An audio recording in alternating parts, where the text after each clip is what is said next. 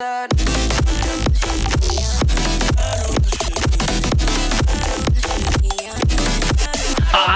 Okay, I hope you got a ton of just game-changing personal change from that last exercise, which is super exciting. Now we're gonna get into some more overarching concepts here, going deep into each of the individual sort of lies, constructs, or myths that might have come across, your experience directly or indirectly growing up, and that might be embedded in your subconscious without maybe necessarily 100% realizing it. And so how we can kind of overcome those to create some really powerful results, which is super cool. So we're gonna start off here with verbal programming, which is super huge, because this is literally like everything that you hear about money. This is everything you hear about wealth, right? You hear about not just wealth, but also like just rich people in general. Because remember, like money is just an amplifier of the people that have it, right? It's just phrases that are so crazy. Money is the root of all evil. Like, how many people heard money is the root of all evil? Like, that is so crazy stuff. Like, it's berserk, right? Like, it's so messed up. Like, the love of money, yeah, that's messed up stuff. But like, it's not like money is not the root. Like, you can't say that and then expect to have a bunch of money. Like, it just won't happen. And so what you gotta do is you gotta get rid of that. Get rid of that, and replace it with something positive. Replace it with something constructive. So instead of saying the root of all evil, you think about all the positive things you do with money. Think about all the people you can impact by being charitable, by sharing, by being generous. And then say instead, like, money, you gotta replace that schema with money is the root of all good, right? Instead, right? Another really, like, some of these might apply, some of these might not apply, some of these like really touch heart with, some of them might not. Here's a really bad one. Say money, you gotta save your money. That's crazy. Like, you need to be investing, you need to be growing, you need to be multiplying your wealth over and over again. So you wanna cross out these negative things and instead replace them with money, something positive, right? So money is to be invested in my future, in your future, right? Just sitting in cash, not gonna do anything. Rich people are greedy. If you think rich people are greedy, like, how are you ever gonna become wealthy? It's just not gonna happen. So you gotta take this, you cross it out, and replace it. Like, if you see someone that drives up to your hotel and they're living in like this Lambo, or they're driving up in a Lambo or this nice Ferrari, like, what you initially think about that person will literally determine your financial future. Because if you think they're an idiot, they're mean, or they're doing something wrong, or rich people are greedy, or rich people are screwing people over, like, that's total bogus. Like, 99% of the wealthy people on this planet are there because they added massive value to other people's lives, because they're doing tons of things to create a huge impact on others. Very few people get there by lying, by cheating, by being greedy. And so instead, you need to replace this lie and instead be able to say, wow, that's awesome. You know, rich people are awesome. Here's another one, exact same concept. Rich people, I'll write this in orange, it says rich people are criminals, filthy rich criminals. And like, that is so messed up. That's so terrible. It's not true at all. And so you gotta replace that with rich people are good people, all right? Words and phrases like filthy rich, like, that's awful, right? And so you want to replace that negativity with happy wealth or something like that, right? You want to systematically go through all these negative things you might have heard, erase them and replace them with their positive counterpart, their positive equivalent. You have to, this one, I got stuck on this one for a very long time. You have to work hard to make money. Like, once you understand that a majority of your results come from a minority of your efforts, you realize that if you're gonna focus on building assets that create tremendous amounts of wealth and actually work and actually create returns, this is bogus. Look at some of the most successful people on the planet. They're not the hardest working people on the planet. They're the people that have the most assets. And so replace this negative schema with, you have to have assets to make money. And then it says, this one's, oh man, so many bad things here. Right? Money doesn't grow on trees. Like, we've been through this. Money doesn't grow on trees. Like, what do you think money's made of? It's made out of paper, it's made out of cotton, it's made out of plants. Like, it's literally made on trees. People at the Federal Reserve, if they want to issue $1 billion, what do? They go into the little counting system And what they can do, which is really interesting, like if you go to the bank account and you open an account and you try to write a check for $1 million and you only have $47 in your bank account, like the bank is going to bounce your check and you're not going to be able to check it. You're not going to be able to cash it. You're not going to be able to send it to somebody. But what the Federal Reserve banking system does, if the Federal Reserve wants to make a check for $1 million, their account can have $47 and they can write that check for $1 million and it'll just go through, and money gets created out of thin air when the central banking system wants to create money. And so literally this is the opposite of true. And so you want to replace this with, money is in abundance. Money is not a scarce resource. Money is in abundance. You look at any currency system on the planet, even cryptocurrencies, like stuff like Bitcoin, right? Like there are literally new, it depends on the block rewards, but there are 5, 6, 7 figures, 6 figures created every single hour in new Bitcoin or in new currencies, or in any currencies, every single day, 24 hours a day. Like money is an abundant resource. It's in abundance.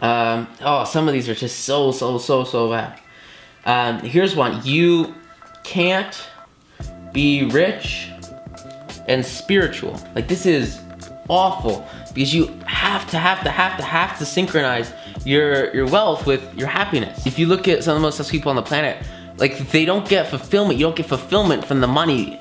You don't get growth from the money. I remember talking to this Tony Robbins seminar. He's talking about one of the most famous actors on the planet, and he went to grow and to grow and to grow and to grow, and all he wanted to do was be at the top of a TV show. So he worked and he worked and he worked and he worked to get to the top of a TV show. And then after that, he wanted to be in movies. So he took like his 20-year history in TV shows, winning Emmy Awards, Grammys, being the most successful person you could ever even dream of. He took that over to the movie industry, left everything behind, and he went from being an action TV star to being a drama movie star. And he took one of the most challenging things possible that no one thought he could do, and he did it within a couple of years, within a decade, and then he was a nationally renowned movie star. And then he went on to start his own talk show, and he's a nationally renowned like one of the most influential personalities ever. And after that went through, he had his wife, he had his family, he had his kids, and he had done everything that he could ever dream of, that he ever wanted to accomplish. He had all the money in the world. But for him, he wasn't happy. For him, he wasn't fulfilled. For him, he wasn't spiritually enlightened. And again, we're going to go much deeper into this idea of spiritual emotional enlightenment as we get more into like meditation, as we get more into growth and vibrations. But the core here is that this comes from you being happy with yourself. And sort of long story short, like the actor, he had done everything, he'd accomplished everything, and after he finished everything, he no longer had a purpose. He no longer had a reason to be around. And I've seen this happen so often, where somebody works like 40 years of their life, 50, 60 years of their life, and then they get this big payoff. The stock they own explodes, and they sell everything, and they quit their job, and they retire, and then a week later they die. Or somebody wins the lottery, and then 2 weeks later they die after they quit their job. And the reason why is harsh, and as brutal, and as terrible it is that if you don't have a purpose to work towards in your life, like there's not going to be a motivation to keep living. For example, his grandmother's, daughter dies. Her daughter's family's gone, and all her relatives are, like all of her kids are dead. It's the saddest thing ever. She has no husband, and within a week after her death, she dies because she no longer has a reason to live. And that's why, like with this stuff about like setting overarching long-term goals and having an overarching purpose in life, like that's literally like what allows you to be here, is the mental state of spiritual and emotional enlightenment. And with this actor, after he accomplished everything he could ever want, he no longer had a purpose. And he literally killed himself as one of the most successful and wealthiest actors on the planet. So money and happiness, they are not mutual. You have to work on both. And that's why we work on both in this implementation coaching program, because I don't want you to have one and then not have the other and then feel awful and then like die. It's a bad place to be. It's an awful, tragic place to be. So you got to replace this with you can be rich and spiritual. You can have it all. Okay, what's next? Money doesn't have, like this is so crazy. Money doesn't buy, there's this really great scene, Money Doesn't Buy Happiness, from Boiler Room, which is like this film about Wall Street. They made a long time ago. And there's this scene in the movie where there's this guy and he's leading this trading firm. And basically what they're doing is they're selling like hundreds of millions of dollars of stocks that don't exist. It's really crazy. And they're making like so much money because they're selling stocks that don't exist and they're scamming people, and it's really bad business. And there's this recruitment process that all the new people that are gonna come work in the boiler room go through, so they can like call people and be like, hey, buy our stocks, buy our stocks, buy our stocks, buy our stocks, buy. It's kind of like the Wolf of Wall Street, but before, like 8 years earlier, I think, or something like that. Maybe a decade earlier. They're both phenomenal movies, like, oh, so good. And in this scene in the boiler room, like the recruiting, it's the lead guy, and he's in front of everybody.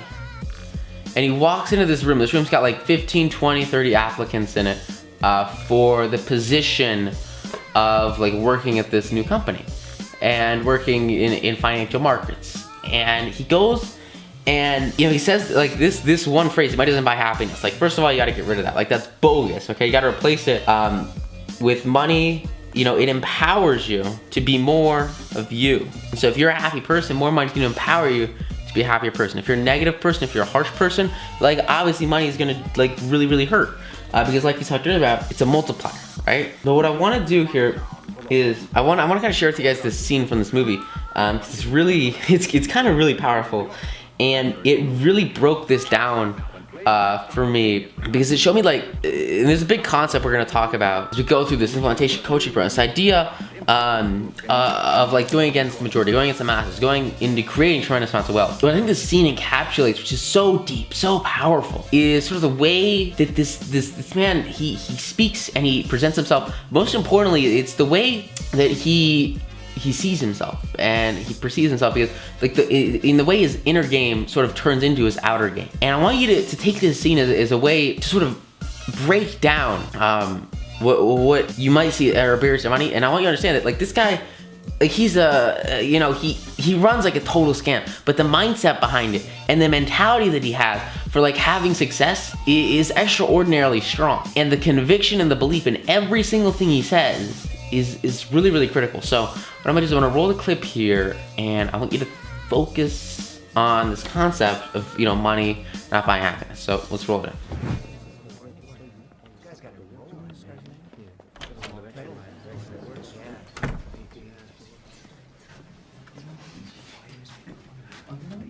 Sorry, man. It's my seat. Shit, I'm so sorry. It's okay. Don't worry about it. Fucking dumbass. Get the fuck out of here. What? Don't talk to me. Don't look at me. Just pick your ass up out of that Italian leather chair and get the fuck out of this room right now. Come on, let's go, Schleprock. Out. That's it. We expect everyone here to treat their coworkers with a certain level of respect. Okay, before we get started, I have one question. Has anyone here passed the Series 7 exam? I have a Series 7 license. Good for you. You can get out too. What? Why? We don't hire brokers here. We train new ones. That's it, Skippy. Pack your shit. Let's go.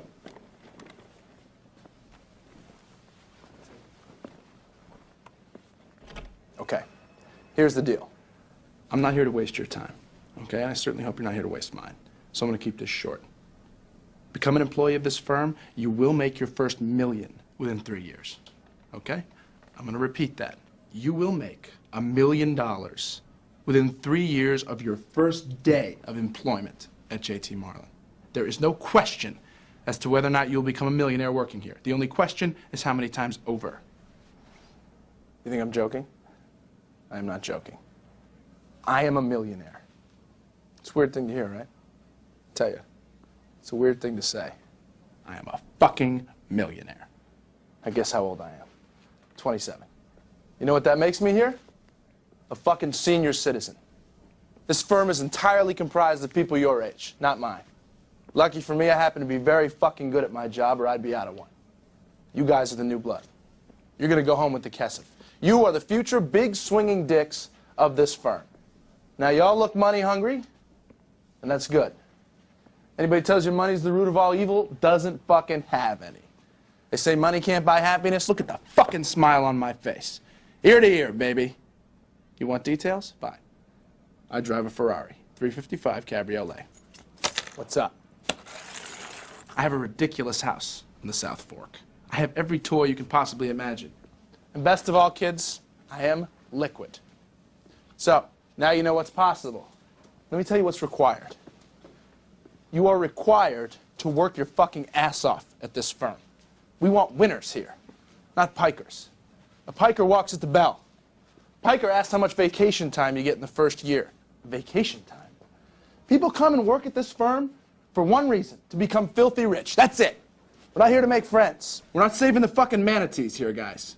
You want vacation time? Go teach third grade public school.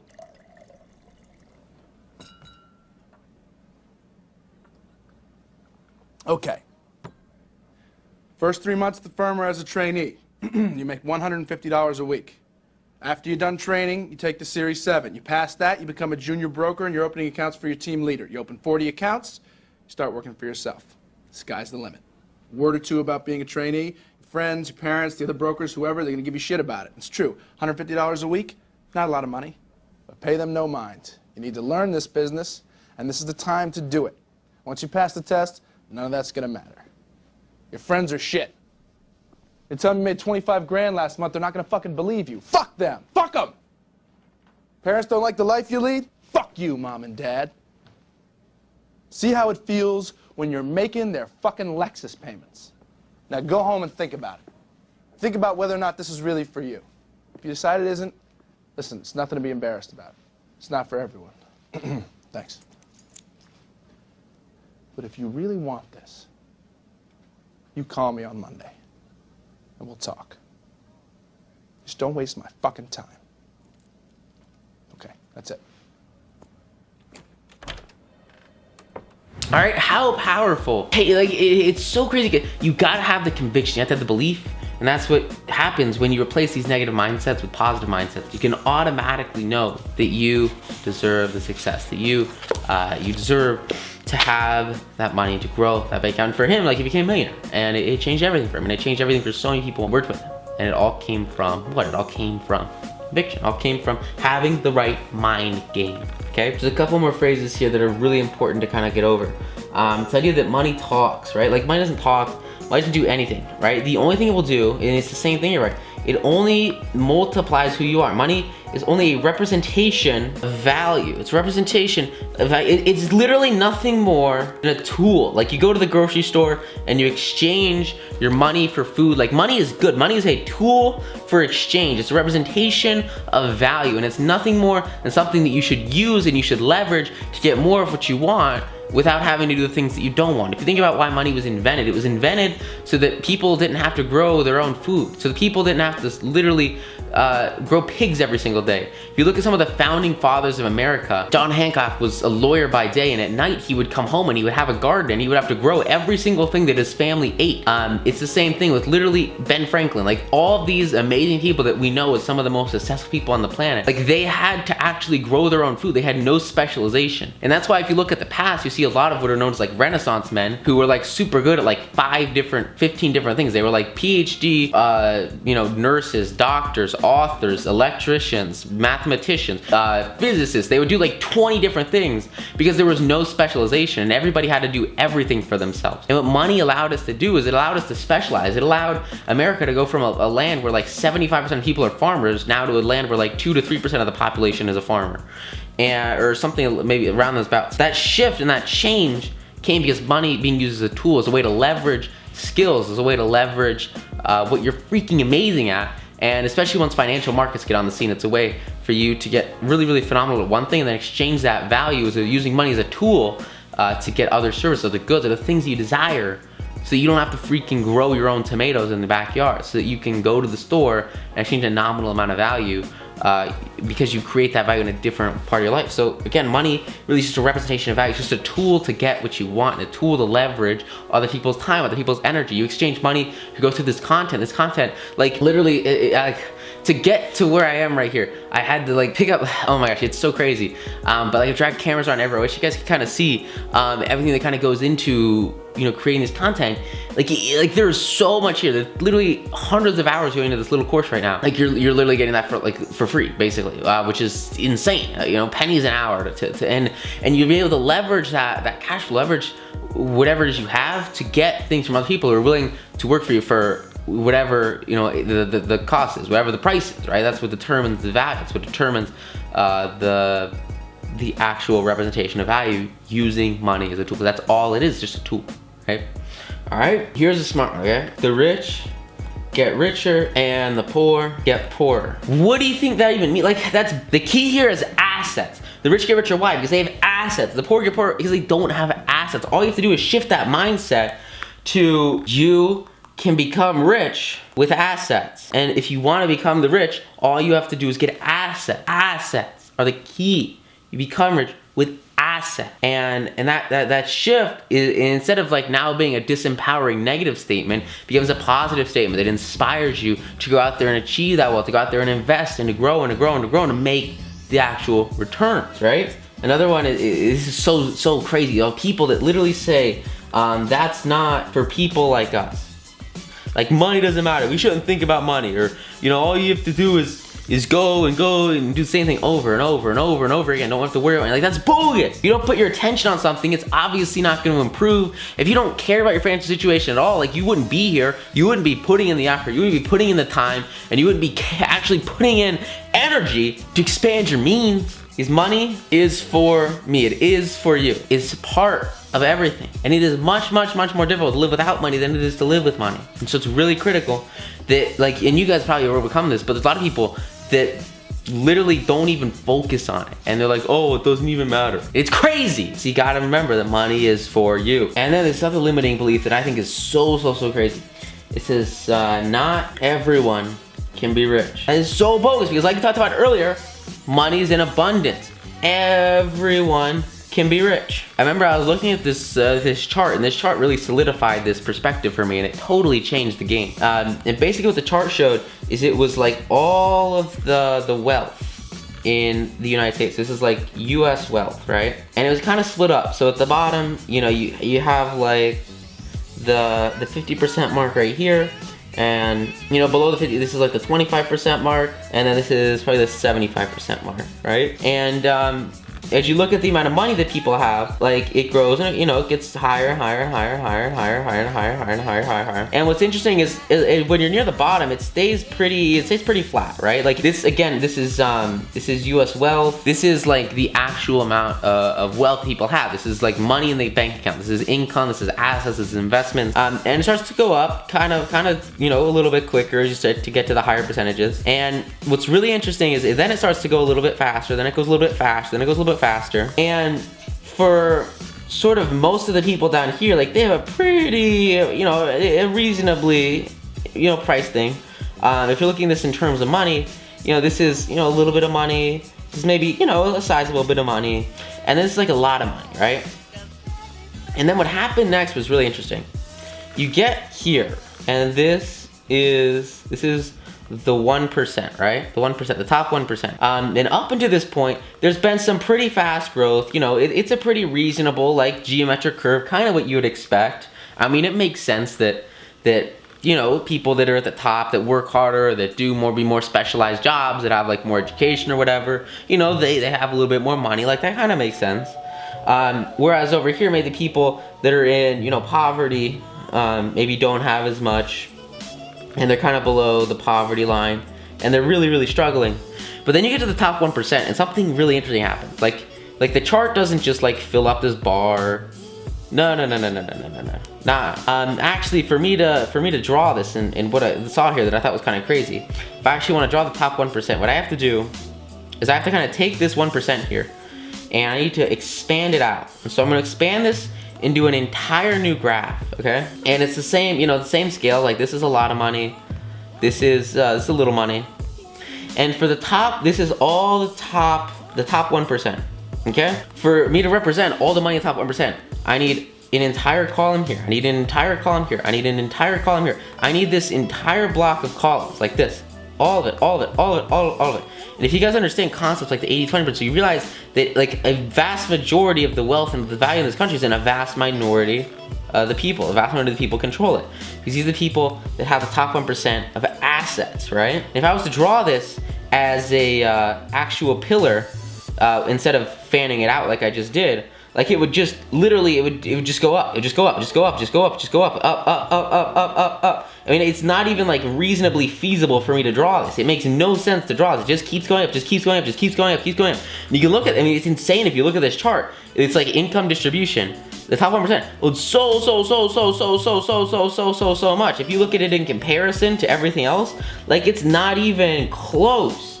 Like it's so vastly much more that it's incomprehensible for me to even like it's so huge. Now let me ask you something. Does it look like there's an abundant amount of wealth in this system? Like the answer is 100%. Of course, there's 620,000 people every single year in America that become millionaires. And that works out to be about, 1,700 people a day or 70 people in an hour. That's more than a person. Every single minute you sit here, one person becomes a millionaire. Now, if there are 1,700 people a day becoming millionaires, what do you think they're doing differently? How do you think they're actually, getting into those higher levels of the income bracket or the wealth bracket? All they do is invest in assets. And so that's why you kind of see a lot of this population here, a lot of this, 40% of the wealth comes sometimes from maybe like the older generations. Because why? Because they have more time to invest. They have more resources and more capital. And so a pretty good chunk of those 1,700 people every single day that become millionaires just because of long-term appreciation and gains in financial market. But another huge chunk of those are actually super young, and all they're doing is what? They're investing in assets just like older, wiser people are doing because they have means. They have the means. Like when my dad was growing up, he didn't have access to, TD or Robinhood or brokers. Like they didn't exist, at least in a mainstream way.